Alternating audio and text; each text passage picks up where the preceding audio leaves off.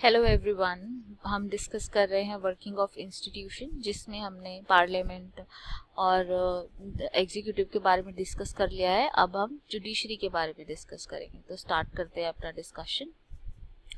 सो independent powerful judiciary सबसे ज़्यादा important है, and independent and powerful judiciary is considered essential for democracies.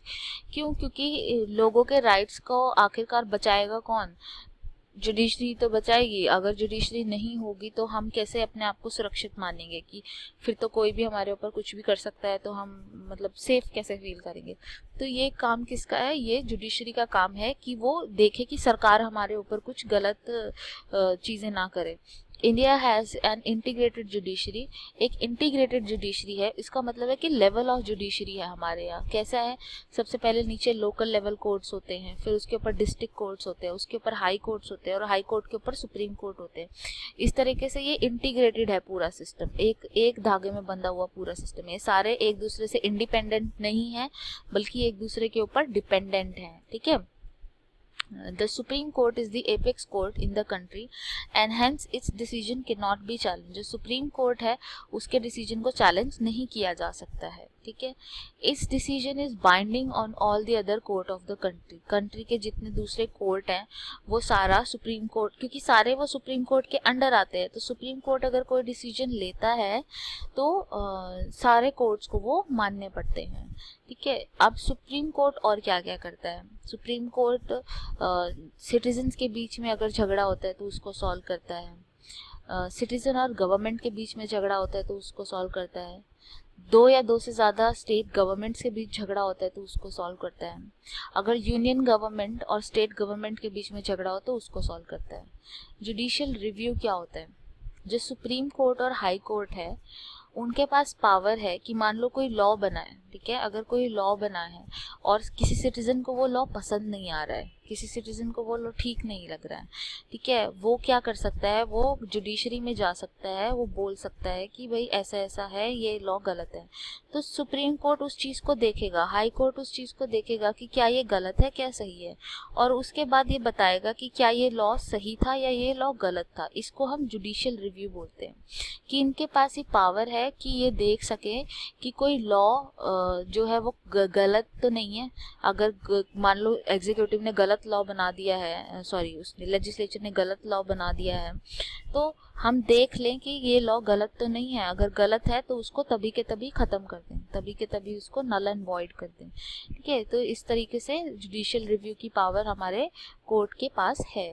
Role of judiciary. The independent judiciary's main role is to protect fundamental right as enshrined in the constitution. Constitution में जो fundamental rights हैं उसको बचाना इनका काम है। Independence of judiciary mean that it is not under the control of legislature or the executive. ये किसी के अंडर काम नहीं करती। जो जुडिशरी होती है वो किसी के अंडर काम नहीं करती। मतलब आप ऐसा नहीं बोल सकते कि सरकार के अंडर काम कर रहे हैं, क्योंकि वो सरकार के अंडर काम नहीं कर रहे, वो अलग है, बिल्कुल इंडिपेंडेंट है। They do not act on the direction of the government.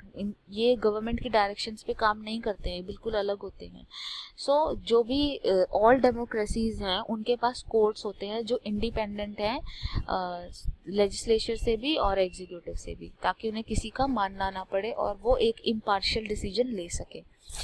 ठीक है। Supreme Court of India has also ruled that the core of the basic principle of the Constitution cannot be changed by Parliament. Supreme Court of India ने बोला है कि जो Constitution के basic features हैं, जैसे कि सेक्युलरिज्म, रिपब्लिकन, ऐसे कैरेक्टर्स जो बिल्कुल बेसिक हैं, जिसकी वजह से हमारा देश मतलब डेमोक्रेटिक कहलाता है, वो फीचर को कभी भी चेंज नहीं किया जा सकता। The power and the independence of Indian judiciary allow it to act as guardian of the fundamental right. जो पावर है इंडियन जुडिशरी की और इंडिपेंडेंस है इंडियन जुडिशरी की, उसकी वजह से ये फंडामेंटल राइट का एक गार्डियन बन के लोगों के सामने आया। आप भी देखते ही होंगे, अगर आपको किसी से भी उम्मीद नहीं है उसकी न्याय की, तो आपको लगता है कि जजेस के पास ही जाना चाहिए, जज ही न्याय करेंगे, क्योंकि उनकी एक सुप्रीम पोजीशन है, वो एक्चुअली इंडिपेंडेंट है हर किसी से, उन्हें किसी का डर नहीं है, तो इसलिए वो एक इंडिपेंडेंट डिसीजन सुनाएंगे। If any law is passed by government which is viewed as overlooking the fundamental tenets of the constitution, the supreme court has right to revoke the law. मान लो कोई लॉ बनाया गया है, ठीक है, और वो लॉ फंडामेंटल राइट्स के अगेंस्ट जाता है, ठीक है, वो फंडामेंटल राइट्स के साथ नहीं है, फंडामेंटल राइट के अगेंस्ट जाता है, तो अपना जो सुप्रीम कोर्ट है उसके पास पावर है कि वो बोल सके कि भाई ये लॉ लागू नहीं होगा। क्यों? क्योंकि ये फंडामेंटल राइट्स के विरुद्ध है, ये फंडामेंटल राइट्स के विरुद्ध है, और वो उस लॉ को तभी के तब खत्म कर देंगे। एक इंटरेस्टिंग और बहुत इम्पॉर्टेंट जो टर्म है वो है PIL। PIL public interest litigation कहलाता है। ये जो पब्लिक इंटरेस्ट लिटिगेशन होता है वो क्या होता है? The court have given several judgment and directive to protect public interest and human right in recent year।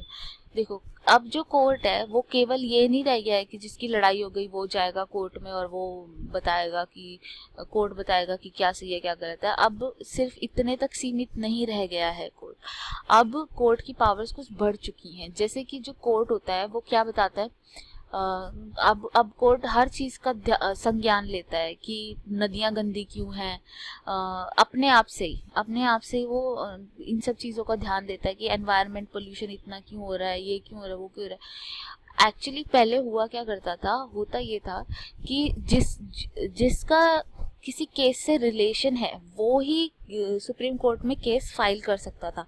मान लो किसी के घर चोरी हो गई तो सिर्फ वो बंदा जिसके घर चोरी हुई है या उससे रिलेटेड कोई बंदा ही उसके नाम पे केस फाइल कर सकता था और कोई केस फाइल नहीं कर सकता था।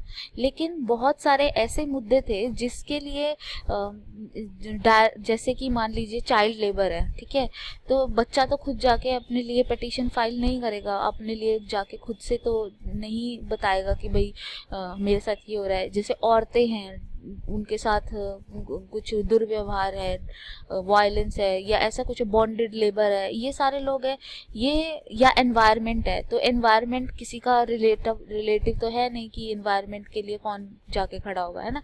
तो ऐसे केसेस में सुप्रीम कोर्ट ने कहा कि जो लोगों के इंटरेस्ट की चीज़ें हैं, जिसमें कि लोगों का इंटरेस्ट बना रहे, जो मतलब लोगों के हित में जो चीज़ है उसको हम ऐसे ही एडमिट कर सकते हैं, उसको एज अ पिटीशन हम एडमिट कर सकते हैं।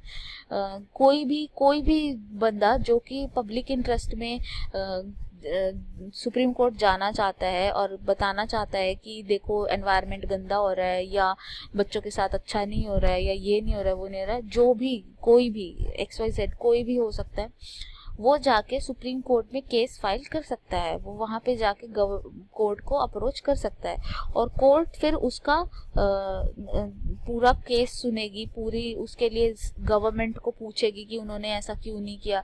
अगर मान लो चाइल्ड लेबर हो रही है तो गवर्नमेंट से पूछेगी कि तुमने चाइल्ड लेबर को ख़त्म क्यों नहीं किया, या तुमने ख़त्म कर दिया था तो यहाँ पे चाइल्ड लेबर कैसे हो रही है, पूरा उसको कॉम्पनसेशन दिलवाएगी, सारी चीज़ें करवाएगी। तो इसको हम बोलते हैं पब्लिक इंटरेस्ट लिटिगेशन, जिसमें कि पब्लिक इंटरेस्ट छुपा होता है, कि जिसमें कि लोगों का हित छिपा होता है, जिसमें कि लोगों को डायरेक्ट रिलेशन होने की ज़रूरत नहीं है, जैसे कि पोल्यूशन की प्रॉब्लम है या कुछ है। तो इस तरीके से जो कोर्ट है आजकल वो बहुत एक्सेसिबल हो गया है, लोगों के लिए खुल गया है। जो भी चाहता है कि मैं चाहता हूँ कि देश के लोगों के लिए कुछ भला हो या कुछ हो, वो सुप्रीम कोर्ट जा सकता है, केस फाइल कर सकता है, हो सकता है, ठीक है। इसको हम पब्लिक इंटरेस्ट लिटिगेशन बोलते हैं। Learning outcome, an independent and powerful judiciary is considered essential for all democracy. India has integrated judiciary। फिर सुप्रीम कोर्ट जिसके हाईएस्ट है, सुप्रीम कोर्ट हाईएस्ट है, ये करता क्या है, ये between the citizen of the country जो झगड़ा हो रहा था उसको सुलझाता है, सिटीजन और गवर्नमेंट के बीच जो झगड़ा होता है उसको सुलझाता है, दो या दो से ज़्यादा स्टेट गवर्नमेंट का झगड़ा चल रहा होता है उसको सुलझाता है, यूनियन गवर्नमेंट और स्टेट गवर्नमेंट के बीच के झगड़े को भी सुलझाता है। हर चीज़ को सुलझाने का काम इनके पास है। फिर जुडिशियल रिव्यू है इनके पास, कि अगर मान लो कोई लॉ बन जाता है और वो लॉ ठीक नहीं है तो सुप्रीम कोर्ट उसको देखता है कि नहीं भाई ये लॉ काम नहीं करेगा, इसे बंद करो, ठीक है। तो सुप्रीम कोर्ट की काफ़ी सारी पावर है। उसके बाद हमने देखा कि पब्लिक इंटरेस्ट लिटिगेशन है, कि जिसमें कि कोई भी anyone can approach the court if the public interest is hurt by the action of government. अगर गवर्नमेंट के किसी एक्शन की वजह से लोगों का इंटरेस्ट हावी मतलब हर्ट हो रहा है, या फिर गवर्नमेंट कुछ कर ही नहीं रही है। अगर गवर्नमेंट ने कुछ किया ही नहीं है, मान लो पॉल्यूशन का मुद्दा है तो गवर्नमेंट ने कुछ किया ही नहीं, तो उससे भी लोगों का हित हर्ट हो रहा है, तो ऐसे केस में भी PIL फाइल की जा सकती है। इसमें कुछ आपको डाउट हो तो मुझसे कांटेक्ट कर सकते हैं। Thank you so much.